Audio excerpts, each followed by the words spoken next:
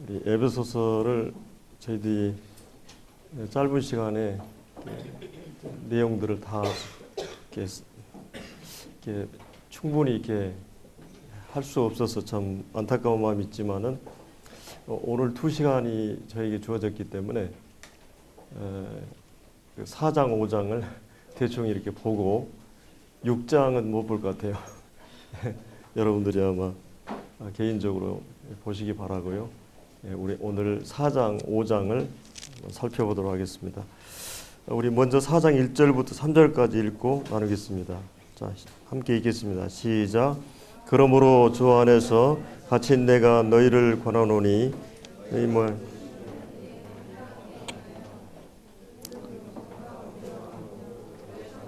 서로 용납하고 평안에 매는 줄로 성령이 하나 되게 하신 것을 힘써 지키라. 이제 4장 1절에 나오는 그러므로라고 하는 이 접속사는 이 문장에서 이게 한 장의 접속사보다는 에베소 전체의 접속사입니다. 1장부터 3장까지 하고 4장부터 6장까지를 연결하는 접속사거든요. 그래서 이제까지는 이제 사도 바울이 교리 부분을 쭉 얘기했었죠. 크게 두 가지로 이제 하나님께서 복음을 통해서 우리를 부르셨다. 그리고 하늘에 속한 모든 신령한 복을 우리에게 주시고, 또 이제 2장에서는 우리가 허물과 죄로 죽은 상태에 있는 우리를 이렇게 살리셨다. 이제 이 부분을, 그리고 이제 항상 복음과 함께 연결되는 부분이 이제 교회라는 1장에서도 이제 교회의 머리가 주님이시고, 또 교회를 몸으로 비유하시고, 이 교회를 통해 하나님의 충만함을 드러내기 위해서 이런 부분을 살펴봤고, 2장에서도 결국 하나님과 우리의 관계가 수직적으로 화평하게 되고, 수평적으로 이방인과 유태인이 모든 사람들이 영적으로 한 몸으로 연합이 돼서 이제 한 나라의 시민이고 권속이고 또 한 성전이 되는 이 교회 진리로 이렇게 연결이 되고, 이제 3장에서도 이 비밀인 복음 때문에 사도 바울이 이 고난을 받게 되고 감옥에 갇히게 된 것을 얘기하면서 이제 이 교회를 통해서 하나님 각종 지혜를 드러내기 원하셨고, 또 이 교회를 위한 사도 바울의 기도가 이제 3장에 나오는 걸 볼 수 있죠.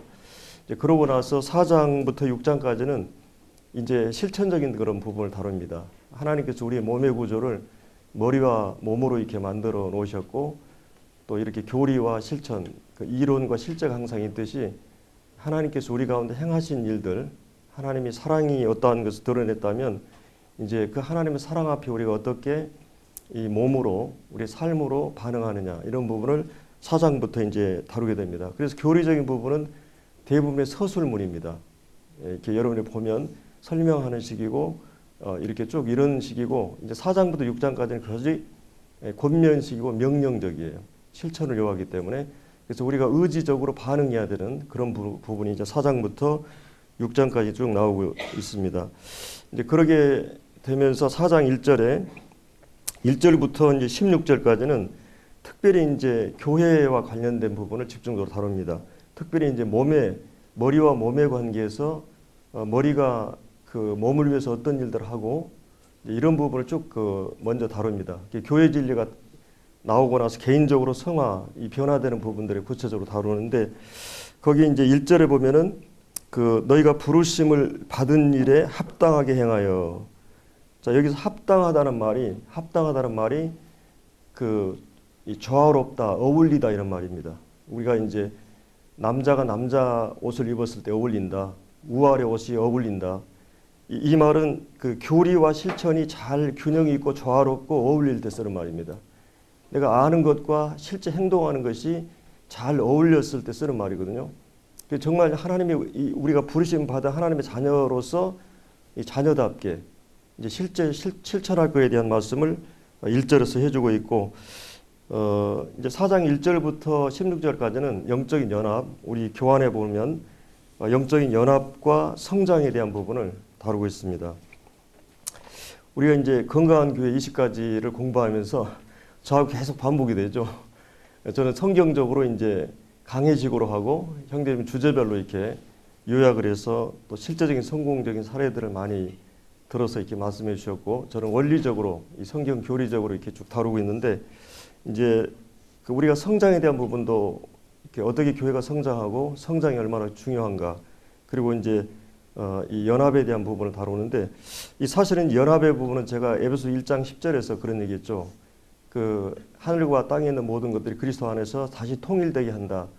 이 주제, 그것을 2장에서는 하나님과 우리가 깨어진 그 관계를 회복하고, 그 다음에 이제 그리스도와 함께 우리가 죽고 연합해서, 그 다음에 이제 그 11절부터는 이방인과 유대인이 모든 신분을 초월해서 이제 그리스도 안에 모든 사람들이 수평적으로 하나 됐다고 하는 그 이 화평에 대한, 화목에 대한 부분을 쭉 다뤘는데, 4장 1절부터 이제 여기 6절까지는 그 화목에 대한, 화평에 대한 부분을 다루고 있습니다.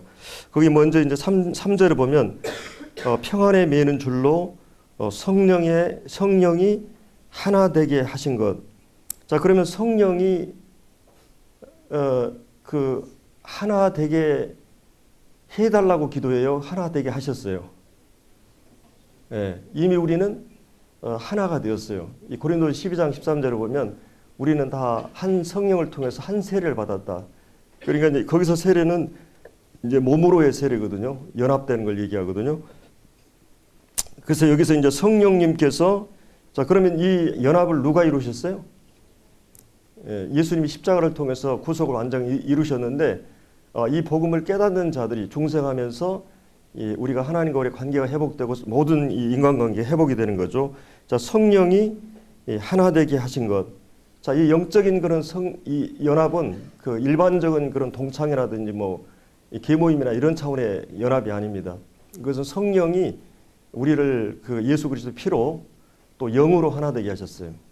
그래서 우리가 피해 관계라고 하는, 육신의 피해 관계는 세상까지지만 영의 관계, 그리스도의 복음을 통해서 묶어진 우리의 관계는 영원한 가족 관계가 된 거죠. 성령님께서 복음을 통해서 우리 거듭나게 하셔가지고 이제 우리가 그리스도의 피로, 그리스도의 영으로 하나 되었습니다. 이게 성령님께서 이루신 연합이라고 하는 거죠. 자, 그러면 여기서 평안에 매는 줄은 평안에, 그러니까 2장에서 이것을 구체적으로 다뤘죠. 이제 사도 바울이 그것을 구체적으로 적용하고 있어요. 자, 이렇게 우리가 영적으로 연합되어 있기 때문에 이미 우리는 한 가족이기 때문에, 마치 부부로 얘기하면 한 부부가 되었기 때문에 법적으로나 우리는 신분적으로 이제 하나가 되었잖아요. 부부가, 우리가 이 형제들끼리 하나가 되었다. 이제 하나 되게 하신 것이 이제 마치 새로운 것을 개척하는 게 아니라 이미 되어진 일들을 이렇게 힘쓰라고 하는 것입니다. 이것은 마치 여러분들이 이제 그 신분이라고 하는 변화는 먼저 내가 누구인가를 먼저 알아야 됩니다. 예를 들어서 내가 뭐 자리가 사람을 만든다고 그러잖아요. 사장님, 대통령, 처음에 그 자리에 앉아 있는 것이나 하는 모든 게 어설프잖아요. 부자연스럽고. 근데 어느 날 이제 임기가 다 돼가면 어때요? 사장답고 이제 대통령다워집니다. 그러니까 우리가 내 신분이 누구냐? 내가 하나님 앞에서 내가 하나님의 자녀지. 내가 이렇게 하나님 앞에서 거룩한 자지. 사랑을 입은 자지. 계속 신분을 생각하게 되면 그 신분에 맞게 어울리게 내가 변화된다고 하는 것이죠. 남북전쟁 때 그 노예 해방이 돼가지고 이제 법적으로나 모든 면에서 이제 어떻게 됐어요? 이제 자유인이에요. 당당히 자유인의 권리를 가지고 있는데, 예를 들어서 옛날에 백인 주인이 길에서 걸어오는데 흑인 그 노예가 옛날에 주인이었기 때문에 다시 막 굽실거리고 막 어쩔 줄 모르고 이래야 되겠어요, 안 되겠어요? 그럴 필요가 없잖아요. 근데 내가 지금까지 살아온 그 삶의 습성이나 이 관습이 몸에 배어있기 때문에 순간적으로 그렇게 하는 것이에요. 그래서 우리가 이제 새 사람을 입은 자다. 우리는 우리의 정체성이나 우리의 신분이 하나님의 자녀다. 우리 이제 거듭난 자들이다. 이 계속 우리가 그렇게 우리 신분을 계속 생각할 때 내가 어느 날 변화되어 간다는 거예요. 기독교 윤리라고 하는 것은 그런 의미가 있어요. 단순히 내가 거짓말하지 말라, 내가 이렇게 해라, 이런 당위만 얘기하는 게 아니라 내가 지금 네가 누구냐 이것이죠. 그리고 이 어마어마한 사건이 십자가를 통해서 또 예수님을 통해서 우리는 다 이루어진 사실을 근거로 해서 너희들이 이런 사람이지 않느냐. 그 부르심에 합당하게 그렇게 행해라. 그리고 이제 성령이 이미 하나 되게 하신 것을 힘써 지키라. 우리가 형제들은 하나 되라 그럴 필요가 없잖아요. 이미 그냥 내 형제들은 사랑이 가잖아요. 이렇게 마음이 형제가 좋은 일 있으면 다 내가 즐겁고, 형제가 아프고 슬픈 일 있으면 내가 괴롭고 마음이 답답하고. 그러니까 형제라고 하는 건 그런 거예요. 그러니까 우리 그리스도 안에서 형제라고 하는 것은 이게 뭐 이거는 국경을 떠나서 뭐 지역을 떠나서, 물론 우리 지역교회 성도들은 늘 같이 함께 하기 때문에 이게 정이 들어있고 막 이런 건 있지만, 그럼 우리는 그리스도 안에서 한 형제들이에요. 이 형제라는 말이 어마어마한 말이잖아요. 하나님 앞에서 우리가 한 아버지 자녀들이기 때문에. 그래서 여기서 이제 성령이 이 하나 되게 하신 일들을 힘써 지키라고 말하고 있어요. 자, 그러면 그 평안에 매는 줄은 뭐겠어요? 평안을 가져온 줄이 뭐예요? 여기서 평안은 이제 내적 평안 이런 말보다는 관계적인 그 피스란 말, 관계적인 평화로 이렇게 본 게 좋아요. 그러니까 평안을 가져온 줄이 뭐였어요? 평안을 가져온 줄이 뭐였어요? 하나님과 우리 관계에서 평안을 가져오고 인간관계에 평안을 가져온 것은 예수님. 그러니까 이게 십자가로 얘기하면 좋아요. 하나님과 우리 수직적으로 평화를 했고 수평적으로 우리 모든 인간관계를 평화를 했기 때문에, 자, 평안을 가져오는 줄은 이 평안을 가져온 줄로, 평안을 가져오는 줄로 뭐라 그랬어요? 성령이 하나 되게 하신 걸 힘써 지켜라. 그래, 단순히 힘써 지키라는 말이 아니라 평안을 가져오는 이 진리를 각성하고 일깨우고 이게 필요해요. 이게 신분과 관련된 것이에요. 1장부터 3장까지 바울이 얘기했던 내용들을 얘기하는 거죠. 그래서 이제 그거를 평안에 가진 줄을 두 가지로 이제 보면은 4절부터 6절까지가 그 사도 바울이 지금까지 얘기했던 교리를 다시 환기시키고 있어요.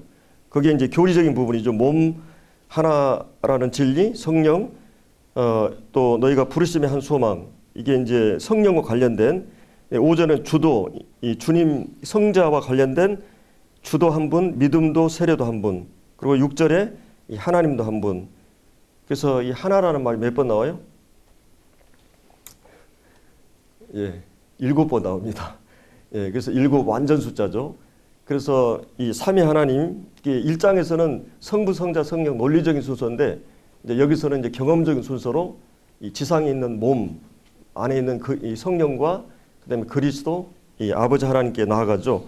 자, 이 진리들을 우리가 월리안 맥도날드 형제님이 그 쓰신 7대 진리 이렇게 신약교회 이 진리처럼 이런 진리들을 계속 우리가 환기하고 일깨울 필요가 있어요.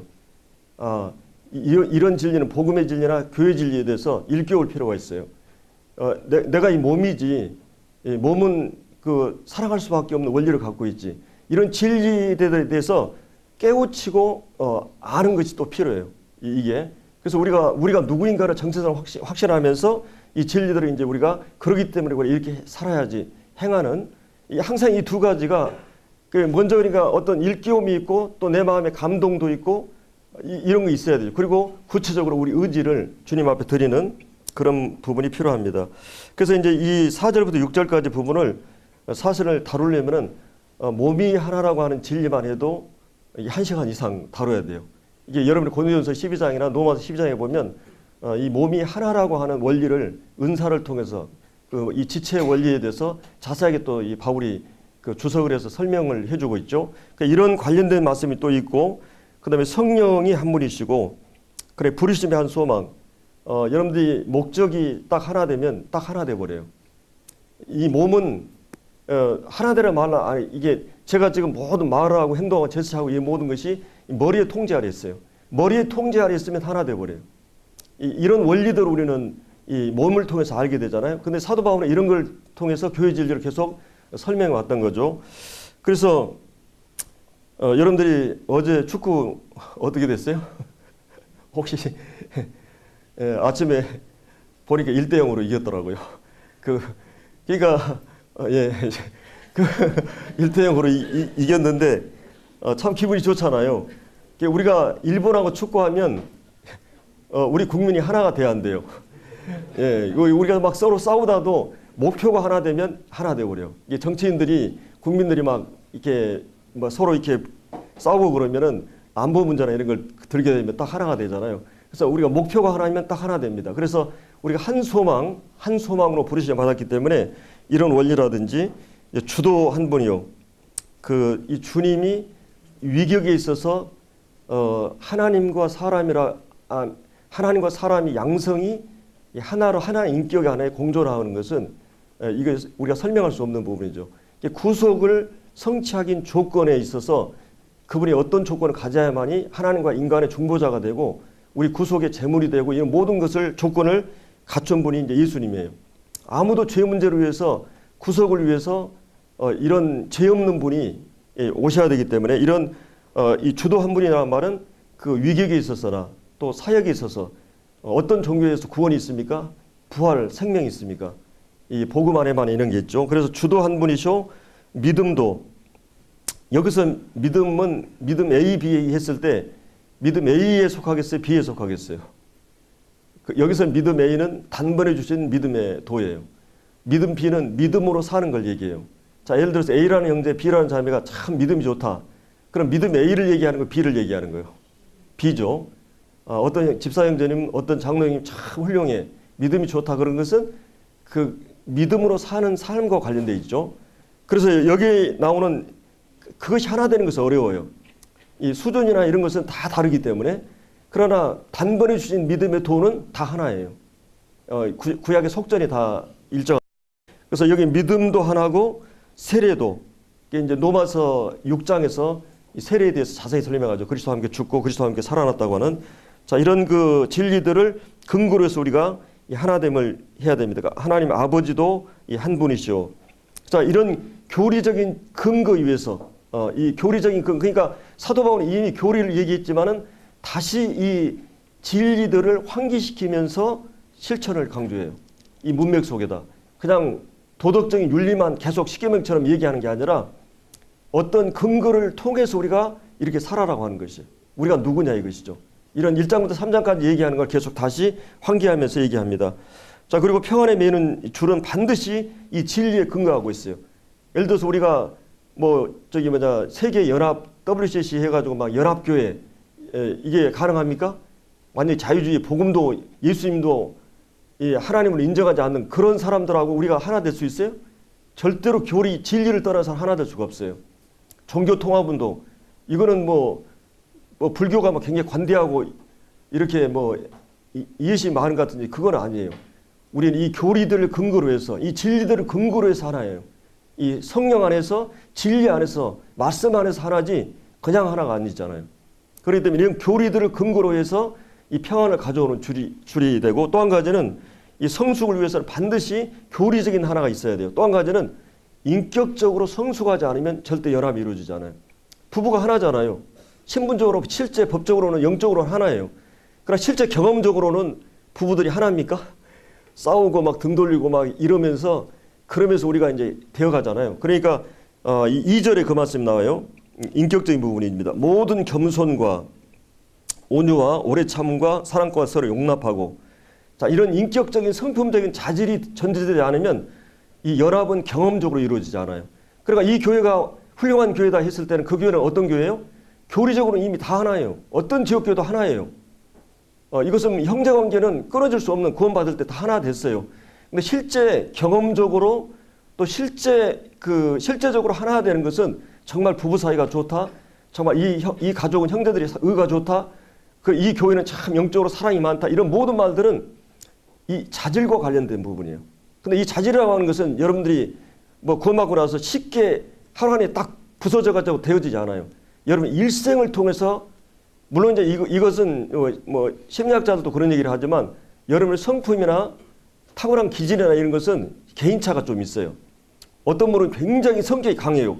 예민해요. 조금만 자존심 강한 사람 보통 잘 싸우잖아요. 근데 어떤 사람은 그냥 아무것도 아니에요. 그냥 그래 어떤 사람들은 막 스피치 강아지가 막 외수하니까 막 싸우려고 하잖아요. 막 조금만 민감하잖아요. 근데 이 소돌은 그냥 넓어요. 근데 타고난 그 어떤 기질이나 좀 그런 게 다르게 있어요. 개인차가.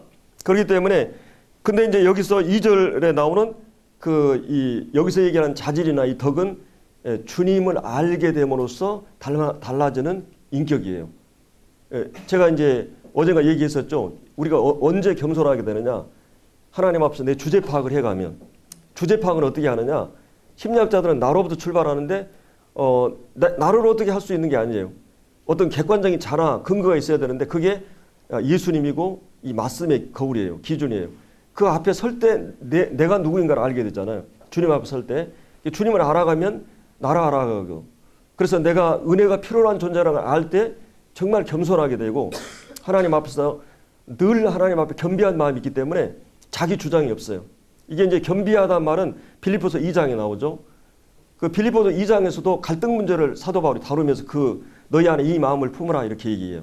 그러니까 뭐 너희 가운데 서로 성령의 교제나 권면이나 위로나 또 무슨 이런 일이 있거든 사랑 가운데 너희가 하나로 한 마음 한 뜻을 품고 이 다툼이나 허영으로 하지 말고 이 다툼이란 말이 불화정신이에요. 그리고 이제 허영이 자기보다 자기를 더 꾸미고 막 드러내려고 하는 위선이잖아요. 그게 바로 교만이에요. 이 교만이 있거나 그 다음에 이 불화정신은 사랑의 반대잖아요. 사랑하면 항상 결과가 하나로 나타나요. 그러니까 교회 안에서 편가르식 사랑을 하면 하나 안 돼요.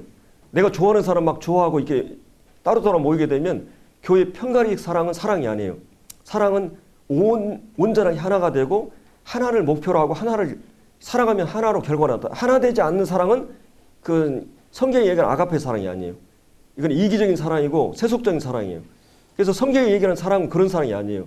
주님으로부터 받은 사랑을 우리가 반사해가지고 우리는 사랑이 없기 때문에 그래서 태양의 빛을 반사해서 달이 이 반사하듯이 주님의 사랑을 보고 깨달은 사람, 그걸 체험한 사람만이 그 사랑을 반사할 수가 있어요. 그 사랑을 할 수가 있어요. 아가페 사랑은. 인간의 에로스 사랑 다 이기적이고 다 조건적이에요. 이해관계가 거의 거쳐 있어요.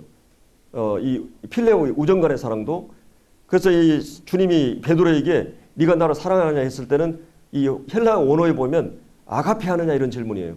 근데 베드로는 내가 주님 사랑하는 주님께서 잘 아시지 않습니까? 이랬을 때 그 사랑은 헬라어로 보면 필레오예요. 그러니까 주님은 네가 나를 사랑하느냐 아가페 사랑으로 나를 사랑하느냐. 근데 베드로는 뭐라 그랬어요? 나는 인간적인 사랑의 최고로 할 수 있는 내가 필레오로 주님을 사랑하는 줄 주님이 아시지 않느냐. 내가 주님 좋아하고 나이 그 좋아한다고 하는 말과 사랑은 달라요. 저도 이 자녀들을 키우지만 나 자신에 대해서도 내가 싫어하는 게 있어요. 감정이라고 하는 것은 좋고 싫고 있는 게 있어요. 내가 내 자식들도 어떤 잘못된 성격이나 못난 그런 죄된 모습을 보면 그건 싫어해요. 그러니까 사랑은 감정이 아니에요. 사랑은 의지고 사랑은 행동이에요. 그리고 사랑은 그 존재 자체를 받아들이는 것입니다. 내가 내 자식을 사랑한다는 말 알죠? 그러나 내가 좋아하고 싫어하는 것도 있어요. 그렇기 때문에 이 성경에서 얘기하는 사랑을 얘기할 때는 바로 이 사랑이에요. 주님의 마음을 품으라 그 말은 주님의 사랑을 가져라.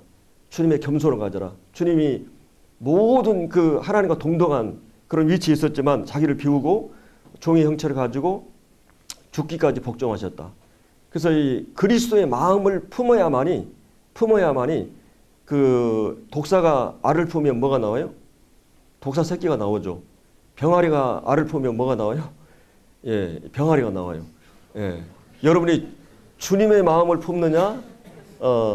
병아리 암탉이 제가 흥분하고 빠르면 이게 오버를 자꾸 하는데 그래서 여러분의 마음에 내가 이 육신적인 마음, 내가 중심되는 내 마음, 내 중심의 마음, 죄된 마음을 품으면 독사의 알을 품게 돼요. 그러니까 그리스도의 마음을 품으라는 거죠.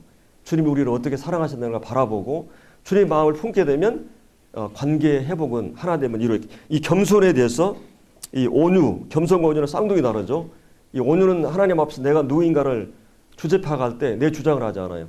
그리고 이 온유는 모든 혈기나 모든 욕정이나 이런 것들 잘 컨트롤할 때 쓰는 말이에요. 야생마들이 이렇게 막 혈기가 있잖아요. 잘 훈련됐을 때 이 열이나 감기 열이 올랐을 때 그 열이 다스려졌을 때 쓰는 말이에요. 우리는 얼마나 이 혈기 때문에 막 실수를 많이 해요. 근데 이 혈기를 내가 잘 컨트롤하고 다스릴 수 있는 사람, 이 사람을 가리켜서 훌륭한 인격이라 그래요. 온유한 사람. 말씀 들을 때도 온유하라. 복음 전할 때도 온유함으로 전하라. 또 이렇게 이 관계 속에서도 지금 온유해라. 이 온유하라는 말이 굉장히 갈라디아 6장 어제 봤죠? 우리가 범죄자를 다룰 때도 온유하라. 이게 온유, 이 인격이 안 되면 사람은 상처를 줄 수 있어요. 그래서 이 교회 이 장로들도 죄 종은 다투지 않고 온유하며, 쉽게 다투거나 시비하고 막 갈등하면 이거는 종의 자질이 아니죠. 그러니까 이런 이제 겸손과 온유, 그 다음에 오래 참음. 그러면 성경에서 얘기하는 오래 참음은 단순히 철학에서 얘기하는 막 극기라든지 막 견디고 막 이런 것이냐? 그건 아니에요. 우리가 이제 베드로서 2장에 보면 주님이 왜 참았어요? 애매히 고난을 받고 막 이래도 그것은 하나님을 생각함으로. 그러니까 하나님이 살아계신 것을 믿는 사람들만이 하나님께서 역사의 주관자고 공의로 심판하신 분이고, 하나님 내게 지금은 이런 악을 허락하시지만 악하는 상황을 반드시 이걸 통해 선을 만드시고자 하는 이 거룩한 뜻이 있다고 하는 믿음이 있기 때문에 그리스도인은 참는 거예요. 그냥 참는 게 아니에요.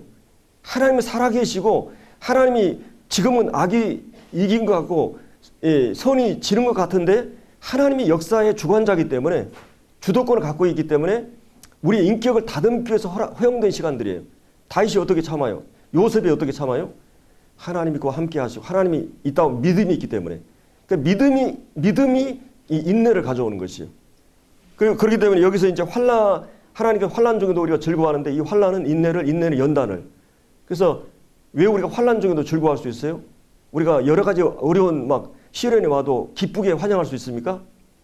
그것은 그 환난이 인내라고 하는, 그 인내가 연단이 소망을 이루는 줄. 그러니까 다른 말로 하면 이 환난이라고 하는 것이 어떤 결과를 가져올 것, 그리스도의 인격의 그 인내의 인격을 담게 하고 하나님의 사랑을 내 마음에 성령을 통해서 부어주심으로 하나님의 사랑을 실제 체험하고 임재를 체험하는 시간이 돼요. 그러니까 여러분들이 고난의 과정 속에서 하나님의 음성이 특별하게 들려와요. 그때 주님이 주신 말씀은 마음판에 새겨져 버려요. 마음판에 새겨지면 지워지지 않아요. 구약의 성도들은 이 말씀을 율법 돌판에다 기록했는데 근데 신약에서는 옛 언약의 특징은 이스라엘 백성들은 돌판에다가 겉에다가 이렇게 기적을 행하고 막 이랬잖아요. 근데 위기가 오면 그냥 그 믿음이 무너져 버려요. 불평하고. 근데 신약의 이제 새 언약의 특징은 뭐냐면 에르미야 31장 31절에 보면 새 언약의 특징은 성령님을 통해서 마음판에다 말씀을 기록한다 그랬어요. 그러니까 여러분들이 구원받을 때 주신 말씀, 특별하게 이때 주님이 주신 말씀들이 마음에 새겨져가지고 그 믿음이 되어버리면 그 믿음은 어떤 환난이 와도 그 환난을 이겨내갈 수가 있어요. 그러니까 여러분 믿음의 사이즈가 내비게이터 훈련 보면은 믿음의 사이즈가 작은 성도들은 이제 바퀴가 작으면 장애물이 나타나면 걸어가지 못해요. 근데 큰 바퀴는 어때요? 장애물이 그냥 막 건너가 버려요. 그러니까 우리 마음의 사이즈가 커지면 고난의 과정을 또 연단이란 말이 어떤 말이에요? 여러분들이 옛날에 대장장이 쇠 불에다 막 넣었다가 또 찬물에다 넣었다가 막 반복해가지고 그러면 어때요? 막 두드리면 이제 그 강도가 강해져요. 이 나시라마 이런 연장들이. 그러니까 여러분들을 주님이 찬물에 집어넣었다가 또 이제 막 뜨거운 물에 집어넣었다가 축복도 줬다가 고난도 줬다가 막 계속 여러분 삶에 여러분 믿음에 감당할 수 있는 수준에 따라서 여러분의 삶에 계속 자녀 만들기를 여러분이 절대 정지함이 없어. 죄를 범해도. 그러나 여러분이 잘못하면 가만히 있지 않아요. 부모는.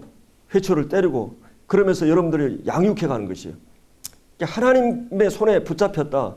하나님의 손에 사로잡혔다. 하나님의 사랑하는 그 뜻대로 부르시는 자는 뭐라 그랬어요? 모두 합력하여 선을 이룬다. 하나님이 마침내 선을 이루고야 말아요. 너희 속에 착한 일을 시작하신 분이 누구예요? 시작하신 이가 그리스도 예수의 날까지 이루실 것을 사도 바울은 뭐라 그랬어요? 확신한다 그랬어요. 그 말은 뭐 말이에요? 그 하나님은 어떤 분이냐 이거예요. 전능하신 분이에요. 불변하신 분이에요. 뜻을 세우면 결코 포기하거나 수정하지 않아요. 하나님의 이 거룩한 그 전능성과 그 거룩한 열심과 고집이 여러분을 마침내 하나님의 사람들로 만들고야 말겠다고 하는 하나님의 그 의지가 들어있는 사도 바울은 그걸 확신했어요. 그래서 우리가 하나님 손 안에 들어있다고 하는 것은 얼마나 행복한지 몰라요. 내가 이제 어떻게 되든지 결국은 최후 승리가 보장된 사람들이에요. 여러분 가끔 꼭 축구를 언제 해요? 수요일 저녁에 하잖아요. 축구 좋아하는 우리 형제님도 어때요? 그때는 교회 가야 되고 볼 수 없잖아요. 그래 그때는 녹화를 해요. 옛날에 보면 녹화를 해가지고 딱 아침에 보니까 신문에 일본하고 싸웠는데 3대1로 이겼어요. 자, 그러면 다시 녹화를 보는데, 자, 이건 결과를 알고 보는 거예요? 아니에요. 결과를 알고 보는 거예요. 여러분 인생, 여러분은 결과가 궁극적인 승리가 보장된 사람들이에요. 그러니까 막 어떤 데는 막 일본이 막 하는데 골이 막 들어갈, 이게 이제 아이고 이제 졌구나 하는데 결과가 뭐예요? 이 모든 과정은 작은 실패도 있고 막 패스 미스도 있고 또 막 골 들어갈 뻔하고 막 브리킥 하면서 우리가 이제 불리한 여러분 인생도 그렇게 엮어져가는 거예요. 내가 실패하고 시행착오하고 그러면서 결국은 하나님의 사람들로 만들어가기 위해서 하나님께서 어떻게 하셨느냐? 아들을 통해서 구속을 완성하시고 예수, 이 성령을 통해서 그 구속의 의미들을 깊이 있게 깨달아가고 그리고 교회라는 관계 속에다 묶어가지고 여러분들을 또 삶의 많은 시련을 환난을 통해서 여러분 인격을 만들어가기 위해서 하나님이 여러분을 부르셨어요. 이 교회라고 하는 것은 어마어마한 장소예요. 하나님 말씀이 학습되는 장소고 훈련의 장소예요. 그리고 여러분들이 이제 모았다가 흩으면서 여러분의 모든 삶의 장은 선교의 장이고 증인의 삶의 장이에요. 그리고 선교사만 선교를 하는 게 아니에요. 나는 오늘 시간과 공간을 초월해서 특별한 시간뿐만 아니라 내가 하나님의 사람으로 살 수 있는 이런 자로 하나님 우리를 부르셨다고 하는 거예요. 그래서 여기 이제 이제 모든 겸손과 온유, 오래 참음, 그리고 이제 사랑 가운데 서로 용납하고, 이 관용이죠. 이 관용은 원래 위장이란 말이에요. 위가 모든 음식을 다 이렇게 받아들여가지고 배합해서 소화해가지고 몸의 피로를 하듯이 이 교회는 용광로와 같이 소화기관과 같이 하나님께서는 이런 인격으로 우리를 만들기 원하시죠. 바다는 왜 바다입니까? 모든 것을 받아줘서 바다예요. 그래서 우리가 바다는 낮은 곳에 있고 넓은 것이었어요. 옛날에 그 말을 했더니 우리 제주도 김우정 형제님이 그 얘기를 하시더라고요. 아, 왜 바다가 저렇게 시퍼럴까? 이게 성도들이 하도 상처 줘가지고 멍들었다는 거예요. 그러니까 여러분 교회 가서 일꾼들 멍들게 하지 마세요. 상처 주지 말고. 그래서 상처로 얼룩진 그 넓은 마음. 그래서 이 바다는 모든 것을 받아주는. 주님이 우리가 관용이란 말이 주님이 오심이 가까우니까 모든 사람을 관용하라. 받아줘라. 이게 로마서 14장 15장이 믿음이 약한 자를 받고 다 수용하라고 하는 그리스도께 우리가 받으신 것처럼 자, 이 용납하는 것, 이 사랑 가운데 용납하는 것, 자, 이런 자질이 되는 데는 시간이 필요해요. 이런 많은 그런 삶의 관계에서 가족 관계, 직장 관계, 교회 관계, 이 관계라고 하는 게 만만치 않잖아요. 이 관계가 내가 정직하고 진실하고 상대를 대해도 수없이 많은 오해가 일어나는 게 관계예요. 이 관계를 그래서 내 진실이 이제 통하게 되죠. 시간이 지나면 하나님 앞에서 내가 이런 자질이 되도록 우리가 이제 힘써야 됩니다. 그래서 여러분 얼마나 중요한지 몰라요.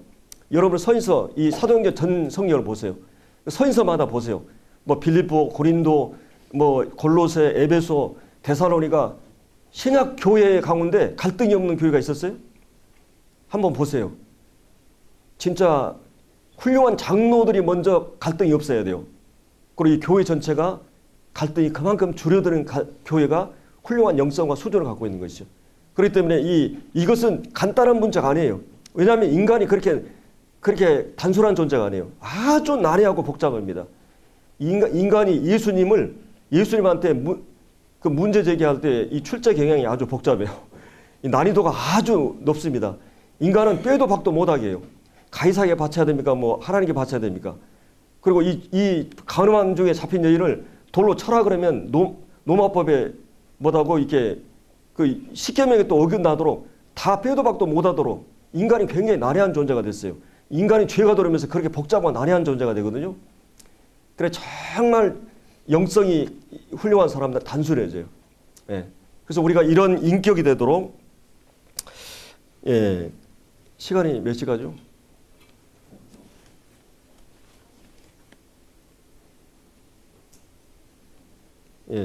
좀 늦기 시작했죠. 5분만 더 하겠습니다. 45분까지. 자, 그 다음에 이제 여기 7절 부터 16절까지가 성장에 관한 부분입니다. 영적 성장에 관한. 그러니까 여러분의 영적 성장을 위해서는 교회를 떠나서는 가능해요, 불가능해요? 가정을 떠난 영적 성장, 성장 그건 불가능하듯이 가정이라고 하는 가정 안에서 우리가 몸이 크고 이 음식을 통해서 정신이 크고 문화의 박물관이고 성품이 모든 것이 가정을 통해서 내가 육성되는 거예요. 하나님 가정이라고 하는 통해 그런 것처럼 영적으로도요. 교회를 따라서 탈교회주의, 무교회주의 훌륭한 역사의 영성의 사람들이 너무 내용주의로 나가다가 형식을 무시했어요. 형식주의도 경계해야 되지만 내용주의도 경계해요.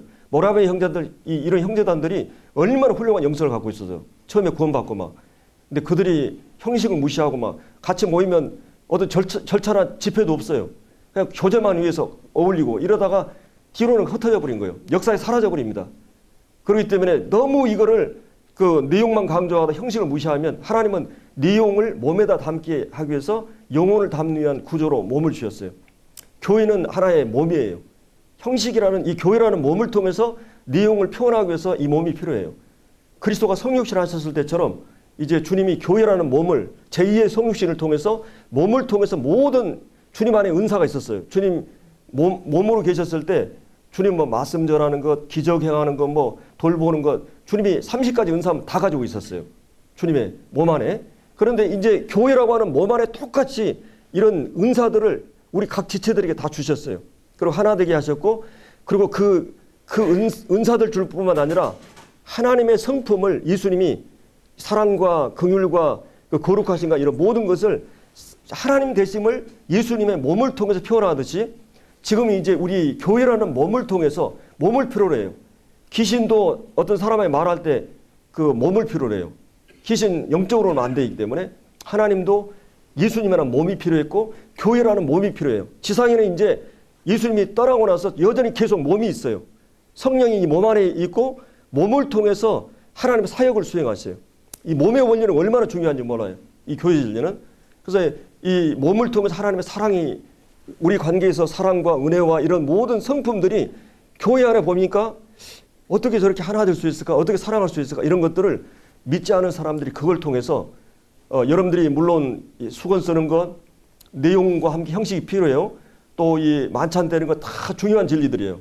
얼마나 이게 이 교회 진리들이. 근데 만약에 거기 사랑이 없다고 그래요. 교회의 심장은 뭐예요? 사랑이에요. 심장이 없는 몸은 지체예요. 사랑이 없는 교회는 죽은 거예요. 교회의 표지는 사랑이에요. 그래서 주님이 너희가 서로 새 계명을 주네 서로 사랑하라 그러면서 내가 너희를 사랑한 것 같이 너희가 서로 사랑하라. 그러면 세상 사람들이 너희가 내 제자인 줄 알리라. 세상 사람들이 교회가 하나님의 자녀들이고 예수님의 제자들이고 이게 하나님이 거하신다는 걸 뭘 통해서 한다고요? 우리가 서로 사랑할 때. 사랑이 흐를 때 그러면 어떻게 되냐면 우리 초대교회 어제 예루살렘 교회 봤지만은 서로가 음식을 먹고 서로 사랑하니까 그 사랑하니까 어떻게 됐어요? 주께서 구원받은 사람을 날마다 더해 주신다 그랬어요. 저도 이제 사역을 하면서 참 요즘은 영혼 전도하기가 보통 어려운 게 아니잖아요. 근데 이 교회가 사랑이 있으면 계란이 언제 부화돼요? 온도가 높을 때요, 낮을 때요. 높을 때 이 부화가 되듯이 교회가 딱 사랑으로 하나 되면 생명들이 막 태어나요. 구도절에 와서 막 빨려 들어와요. 근데 여기가 냉기가 있고 차디차고 겨울에 난로로 다 모이잖아요. 근데 이게 다 사람들이 이 교회 와보니까 세상과 똑같아. 떠나버리는 거예요. 그래서 교회는 성령의 하나 되게 하신 걸 힘써 지키는 이것이 얼마나 중요하고 이 주님이 주신 계명 서로 사랑하는 것. 이 복음의 본질이 십자가가 사랑인데 그 사랑을 받은 자들이 사랑 가운데서 서로 용납하고 연약을 덮어주고 이렇게 사랑이 없으면 교회 존재 의미는 사라져버려요. 생명의 표현은 사랑이에요. 그렇기 때문에 이 교회가 이 사랑이 식어지지 않도록 이 사랑이 식어지는 것은 이게 비상등이 켠 것과 같습니다. 그래서 저들이 그 성령의 하나 된 영적 연합과 그 다음에 영적 성장은 어떻게 이루어지는가? 이제 이 성장에 대한 부분도 주님이 교회에게 은사로 주셔가지고 거기 이제 16절에 보면 그에게서 이 그는 누구예요? 머리 대신 그리스도. 그에게서 온 몸이 각 마디를 통하여 도움을 받음으로 연락하고 상합하여 각 지체들을 각 마디가 뭐겠어요? 여러분들이 누구를 통해서 말씀을 공급받아요? 머리 대신 주님으로부터 공급받는데 그 다음 단계가 누구예요? 교회의 영적인 은사자들이에요. 여기 이제 4장에 쭉 그 11절에 은사자들이 나오죠. 목사와 복음 전하는 자와 또 목사와 목자와 교사. 이 원어는 목자예요. 요한복음 10장에 나오는 목자라는 단어하고 히브리 헬라어에 여기 나오는 목자라는 단어가 같은 헬라어인데 이게 영어 번역을 하면서 이제 이 목사로 우리나라 번역으로 목사 유일하게 목사라는 단어가 왜 그러냐면 목사라는 말은 목자와 교사라는 말이 섞어졌잖아요. 근데 여기 보면 목사와 그다음 뭐가 나와요? 교사. 그냥 이게 목자와 교사가 더 정확해요. 이 교회 장로들은 목자예요. 교사는 특별한 은사예요. 손의 사역자들이에요. 이 전도자들도 이게 특별하게 전도하시는 분들이에요. 대중전도자들, 은사가 뛰어난. 우리 누구나 전도할 수 있지만 하나님이 이 손의 전도자들이 있어요. 그것은 어떤 지역교회에 한정되지 않고 이 전국적으로 전 세계적으로 하나님 주신 은사는 교회에 얼마든지 사용할 수 있어요.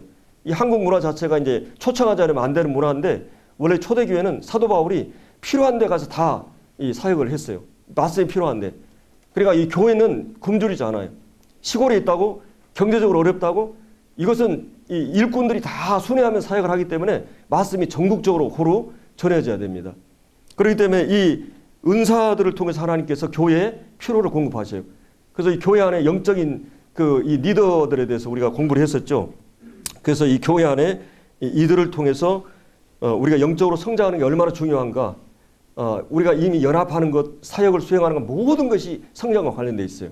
그리고 이제 성장하지 않을 때 13절에 나오는 그 14절에 나오는 어린아이가 대체한 그 속임수, 간사한 유혹, 모든 이단과 사단의 교훈의 풍조에 밀려 요동치 않기 위해서 오직 사랑 안에서 참된 것. 이 진리라고 참된 것, 진리는 사랑이라고 하는 것은 부분적으로 갈 수 없어요. 전 존재, 사랑은 존재 중심을 움직이는 거예요. 항상 진리를 얘기할 때는 사랑을 가지고 진리를 말하라고 이렇게 말하고 있죠. 그래서 범사에 그에게 잘하는 그게 그 성장의 목표고 성장의 방법, 왜 성장해야 되는가? 자, 이런 질문들을 가지고 이 본문에 다 나와요. 그게 성장과 관련된. 그래서 이 교회를 통해서 성장이 이루어져야 된다. 그리고 교회를 떠나서는 절대로 영적으로 성장이 불가능하다. 여기까지 하겠습니다.